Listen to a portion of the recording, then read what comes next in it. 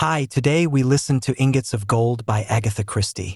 I do not know that the story that I am going to tell you is a fair one, said Raymond West, because I can't give you the solution of it.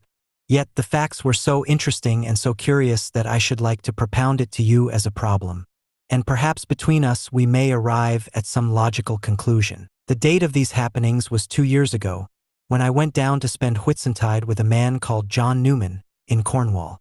Cornwall? Said Joyce Lempriere sharply. Yes. Why? Nothing. Only it's odd. My story is about a place in Cornwall too, a little fishing village called Rat Hole. Don't tell me yours is the same. No. My village is called Pulperin. It is situated on the west coast of Cornwall, a very wild and rocky spot. I had been introduced a few weeks previously and had found him a most interesting companion. A man of intelligence and independent means, he was possessed of a romantic imagination. As a result of his latest hobby, he had taken the lease of Hull House. He was an authority on Elizabethan times, and he described to me in vivid and graphic language the route of the Spanish Armada. So enthusiastic was he that one could almost imagine that he had been an eyewitness at the scene. Is there anything in reincarnation? I very much wonder. You are so romantic, Raymond dear, said Miss Marple, looking benignantly at him. Romantic is the last thing that I am, said Raymond West, slightly annoyed. But this fellow Newman was chock-full of it, and he interested me for that reason as a curious survival of the past. It appears that a certain ship belonging to the Armada and known to contain a vast amount of treasure in the form of gold from the Spanish Main was wrecked off the coast of Cornwall on the famous and treacherous Serpent Rocks. For some years, so Newman told me, attempts had been made to salve the ship and recover the treasure. I believe such stories are not uncommon, though the number of mythical treasure ships is largely in excess of the genuine ones. A company had been formed but had gone bankrupt, and Newman had been able to buy the rights of the thing, or whatever you call it, for a mere song. He waxed very enthusiastic about it all. According to him, it was merely a question of the latest scientific, up-to-date machinery. The gold was there, and he had no doubt whatever that it could be recovered. It occurred to me as I listened to him how often things happen that way. A rich man such as Newman succeeds almost without effort, and yet in all probability the actual value in money of his find would mean little to him. I must say that his ardor infected me. I saw galleons drifting up the coast, flying before the storm, beaten and broken on the black rocks. The mere word galleon has a romantic sound. The phrase Spanish gold thrills the schoolboy and the grown-up man also. Moreover, I was working at the time upon a novel, some scenes of which were laid in the 16th century, and I saw the prospect of getting valuable local color from my host. I set off that Friday morning from Paddington in high spirits and looking forward to my trip. The carriage was empty except for one man who sat facing me in the opposite corner. He was a tall, soldierly-looking man, and I could not rid myself of the impression that somewhere or other I had seen him before. I cudgeled my brains for some time in vain, but at last I had it. My traveling companion was Inspector Badgeworth, and I had run across him when I was doing a series of articles on the Everson disappearance case. I recalled myself to his notice, and we were soon chatting pleasantly enough. When I told him I was going to Pulperin, he remarked that that was a rum coincidence because he himself was also bound for that place. I did not like to seem inquisitive, so was careful not to ask him what took him there. Instead, I spoke of my own interest in the place and mentioned the wrecked Spanish galleon. To my surprise, the inspector seemed to know all about it. That will be the one, Fernandez, he said. Your friend won't be the first who has sunk money trying to get money out of her. It is a romantic notion. And probably the whole story is a myth, I said. No ship was ever wrecked there at all. Oh, the ship was sunk there right enough, said the inspector, along with a good company of others. You would be surprised if you knew how many wrecks there are on that part of the coast. As a matter of fact, that is what takes me down there now. That is where the Otranto was wrecked 6 months ago. I remember reading about it, I said. No lives were lost, I think. No lives were lost, said the inspector, but something else was lost. It is not generally known, but the Otranto was carrying bullion. Yes, I said, much interested. Naturally, we have had divers at work on salvage operations, but the gold has gone, Mr. West. Gone, I said, staring at him. How can it have gone? That is the question, said the inspector. The rocks tore a gaping hole in her strong room. It was easy enough for the divers to get in that way, but they found the strong room empty. The question is, was the gold stolen before the wreck or afterwards? Was it ever in the strong room at all? It seems a curious case, I said. It is a very curious case when you consider what bullion is. Not a diamond necklace that you could put into your pocket. When you think how cumbersome it is and how bulky, well, the whole thing seems absolutely impossible. There may have been some hocus pocus before the ship sailed, but if not, it must have been removed within the last 6 months, and I am going down to look into the matter. I found Newman waiting to meet me at the station. He apologized for the absence of his car, which had gone to Truro for some necessary repairs. Instead, he met me with a farm lorry belonging to the property. I swung myself up beside him, and we wound carefully in and out of the narrow streets of the fishing village. We went up a steep ascent with a gradient, I should say, of 1 in 5, ran a little distance along a winding lane, and turned in at the granite-pillared gates of Pole House. The place was a charming one. It was situated high up the cliffs with a good view out to sea. Part of it was some 300 or 400 years old, and a modern wing had been added. Behind it, farming land of about 7 or 8 acres ran inland. "Welcome to Pole House," said Newman, "and to the sign of the Golden Galleon."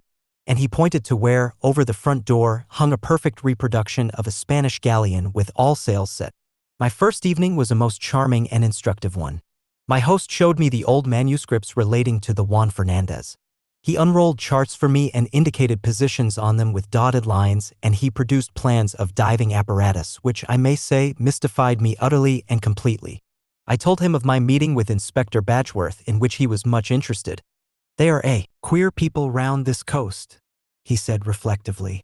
"Smuggling and wrecking is in their blood. When a ship goes down on their coast, they cannot help regarding it as lawful plunder meant for their pockets.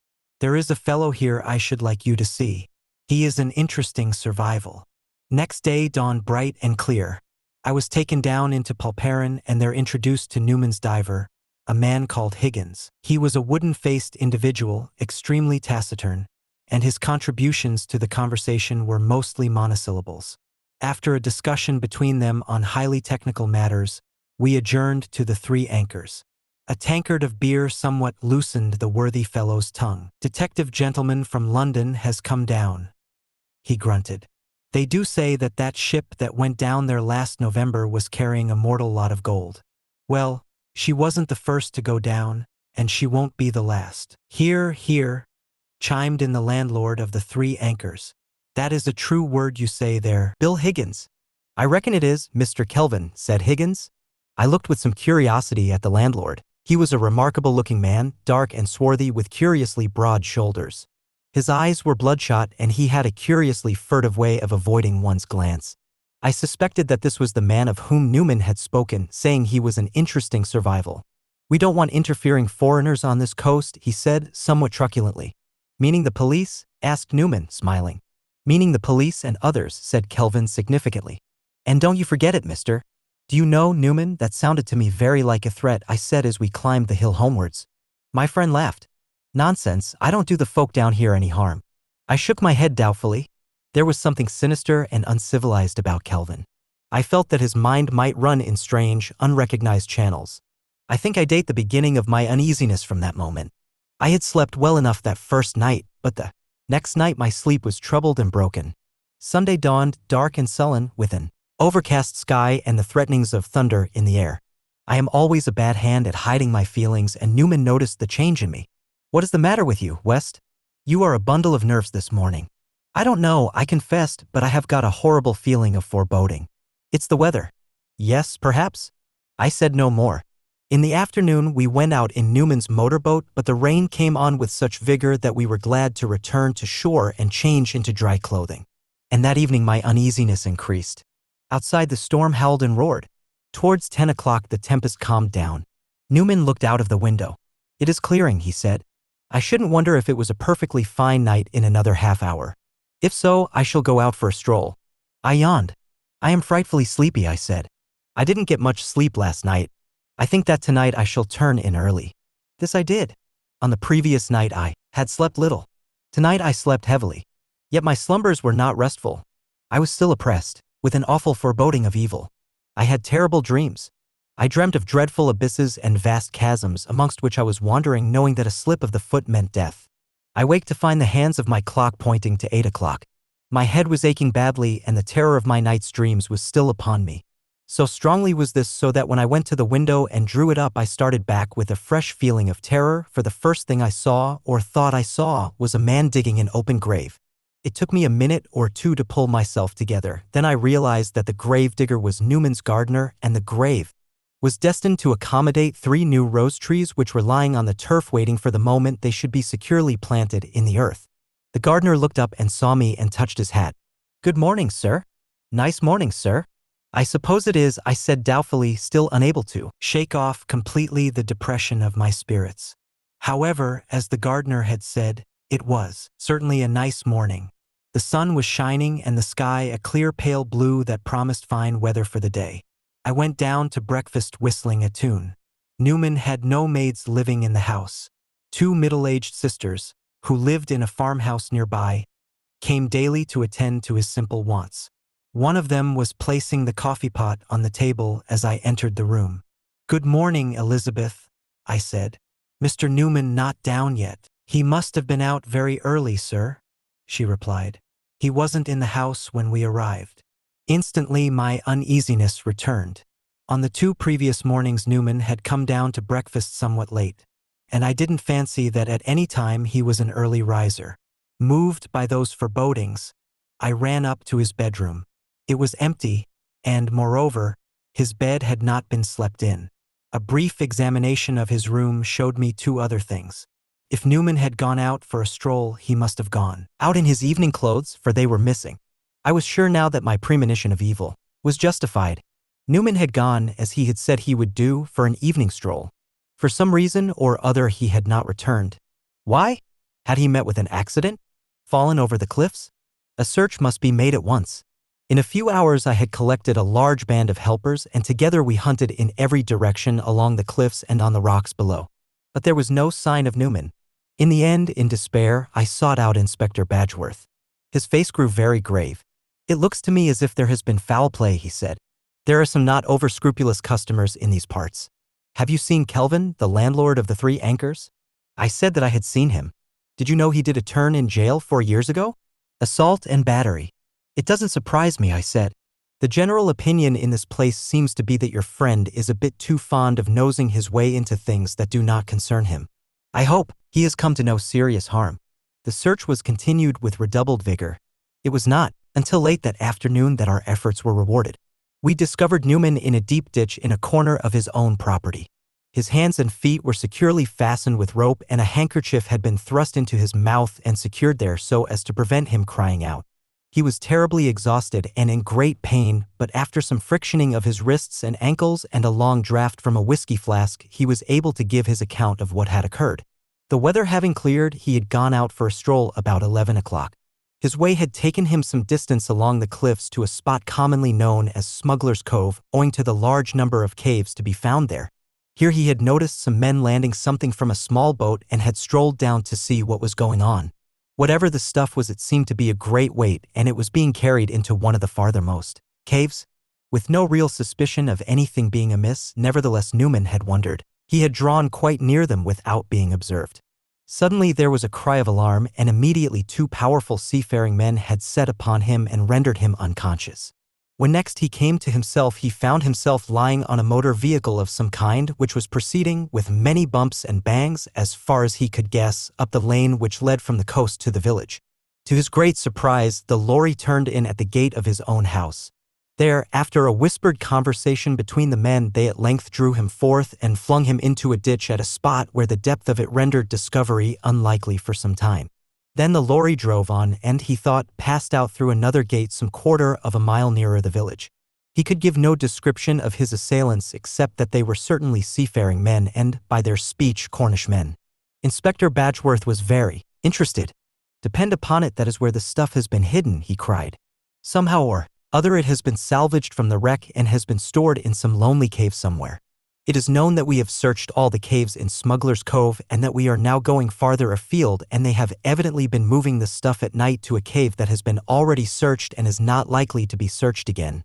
Unfortunately, they have had at least 18 hours to dispose of the stuff. If they got Mr. Newman last night, I doubt if we will find any of it there by now." The inspector hurried off to make a search.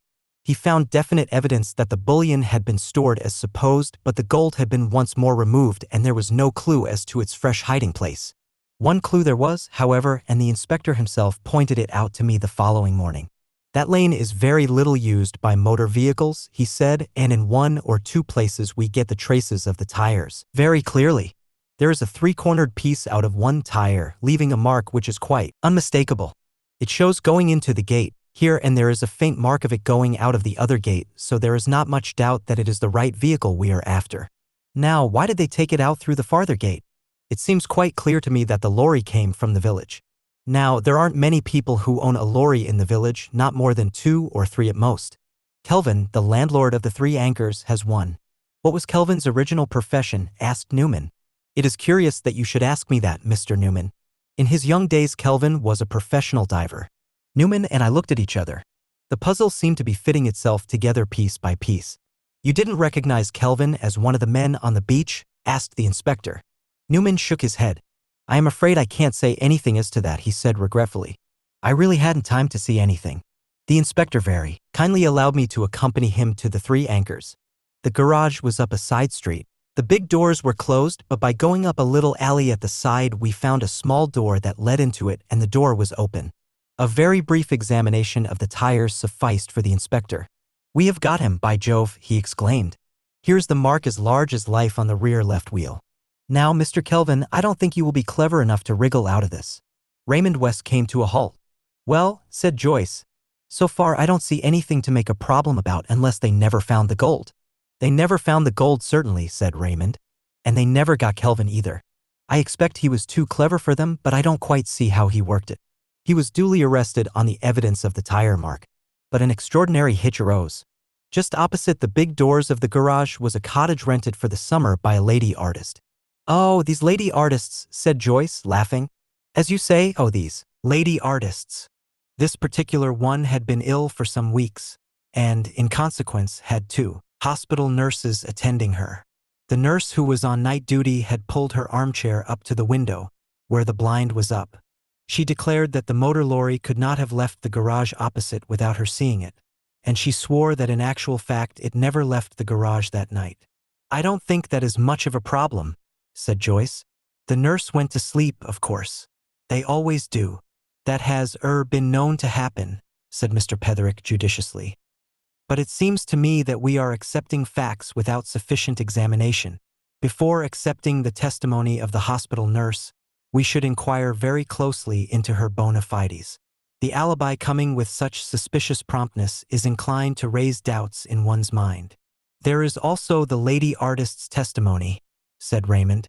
She declared that she was in pain and awake most of the night, and that she would certainly have heard the lorry, it being an unusual noise and the night being very quiet after the storm. Said the clergyman, that is certainly an additional fact. Had Kelvin himself any alibi? He declared that he was at home and in bed from 10 o'clock onwards, but he could produce no witnesses in support of that statement. The nurse went to sleep, said Joyce, and so did the patient. Though people always think they have never slept a wink all night. Raymond West looked inquiringly at Dr. Pender. Do you know, I feel very sorry for that man Kelvin. It seems to me very much a case of give a dog a bad name. Kelvin had been in prison. Apart from the tire mark, which certainly seems too remarkable to be coincidence, there doesn't seem to be much against him except his unfortunate record. You, Sir Henry? Sir Henry shook his head. As it happens, he said, smiling, I know something about this case. So clearly I mustn't speak. Well, go on, Aunt Jane, haven't you got anything to say? In a minute, dear, said Miss Marple. I am afraid I have counted wrong. 2 pearl, 3 plain, slip 1, 2 pearl, yes, that's right. What did you say, dear? What is your opinion? You wouldn't like my opinion, dear. Young people never do, I notice. It is better to say nothing.